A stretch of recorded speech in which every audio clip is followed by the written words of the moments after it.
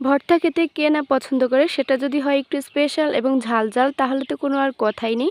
রোজা শেষ করার পর এখন দুপুরবেলা কি দিয়ে ভাত খাবো সেটাই খুঁজতেছি। হঠাৎ মাথায় আসলো পটলের ভর্তা তৈরি করব। আর সত্যি কথা বলতে এই ভর্তাটা এত মজা লেগেছে, আমি নিজে এত মজা ভর্তা তৈরি করতে পারি আমি নিজেই বিশ্বাস করতে পারছি না।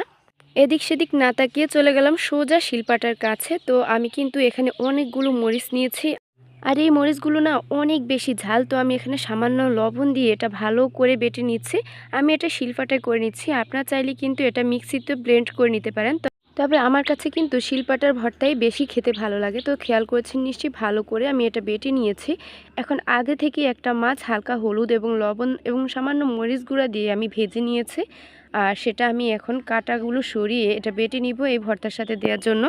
আপনারা চাইলে আপনাদের পছন্দ মতো এখানে যে কোনো মাছ অ্যাড করতে পারেন, চিংড়ি মাছও চাইলে অ্যাড করতে পারেন। তো আমি এখানে কিন্তু এক টুকরো রুই মাছ নিয়েছি, আর এটা ভালো করে আমি বেটে নিচ্ছি। খেয়াল করেছেন নিশ্চয়ই, একবারে মিহি করে এটা বেটে নিতে হবে। আর অবশ্যই খেয়াল রাখবেন কোনো রকম কাটা যাতে না থাকে, নয়তো পরবর্তী সময়ে এটা ঝামেলা হতে পারে। আর এখন দেখতেই পাচ্ছেন এখানে আমি পটল নিয়েছি, আর পটলগুলো কিন্তু সামান্য লবণ দিয়ে আমি সেদ্ধ করে নিয়েছি।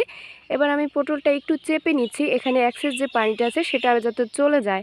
খেয়াল করেছেন নিশ্চয়ই, আমি এটা ভালো করে চেপে পানিটা ফেলে দিয়েছি। একইভাবে কিন্তু আমি সবগুলো এভাবে চেপে চেপে নিব। তো এইভাবেই কিন্তু আমি পটলগুলো ভালো করে বেটে নিচ্ছি। আর সত্যি কথা বলতে এই ভর্তাটা এত বেশি মজা হয়, যদি আপনি চেপে চেপে তারপর পানিটা ফেলে দেন তাহলে কিন্তু ভর্তাটা একেবারেই টান টান হবে, একটু ভেজা ভেজা টাইপের কম হবে। এই ভর্তাটি কিন্তু গরম ভাতের সাথে অনেক বেশি মজা লাগে খেতে। আর এখন যেহেতু গরমকাল, কিচ্ছু দিয়ে ভাত খেতে ইচ্ছে করে না, একটু ভর্তা হলে আমার অনেক ভালো লাগে খেতে। আপনাদের সাথে কথা বলতে বলতে আমার সম্পূর্ণ পটলগুলো বেটে নেওয়া হয়ে গিয়েছে। এখন আমি বেশি করে অনেকগুলো এখানে পেঁয়াজ অ্যাড করেছি, পেঁয়াজগুলো আমি আগে থেকে কুচি করে অ্যাড করেছি। আপনারা চাইলে এগুলো হালকা থেতো করে অ্যাড করতে পারেন। সাথে কতগুলো ধনিয়া পাতা অ্যাড করে দিচ্ছে। আপনারা চাইলে নর্মাল যে ধনিয়া পাতাটা আছে সেটা ব্যবহার করতে পারেন। আমি এখানে বিলাতি ধনিয়া পাতা অ্যাড করছি, এটা সুন্দর একটা ফ্লেভার সেজন্য। এগুলো কিন্তু একেবারে মিহি করে পেস্ট করতে হবে না, একটু আধা বাটা করে নিলেই হয়ে যাবে, তাহলে খেতে অনেক ভালো লাগে। যারা কাঁচা পেঁয়াজ খেতে পছন্দ করেন না তারা চাইলে পেঁয়াজটা হালকা তেলে ভেজে তারপর অ্যাড করতে পারেন। তবে আমার কাছে কিন্তু ভর্তার মাঝে কাঁচা পেঁয়াজ দিলে এটা খেতে বেশি ভালো লাগে। খেয়াল করেছেন নিশ্চয়ই, আমি কিন্তু হালকা করে এটা বেটে নিয়েছি। এখন এই সবগুলো উপকরণ ভালো করে একবার মিক্স করে নিচ্ছে।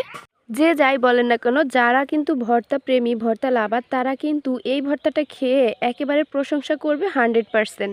গরম গরম ভাতের সাথে এই ভর্তাটি সার্ভ করলে আপনার কিন্তু আর কিচ্ছু লাগবে না। এই একটা ভর্তা দিয়ে আপনি এক প্লেট ভাত নিমিশেই খেয়ে ফেলতে পারবেন। ভিডিওটি ভালো লাগলে অবশ্যই একটি শেয়ার করে দিবেন, যাতে অন্যরাও আপনার ধারা দেখতে পারে এবং এইরকম মজার মজার ভর্তা তৈরি করে ফেলতে পারে। আজকের মতো এখানেই বিদায় নিচ্ছি। আল্লাহ হাফেজ।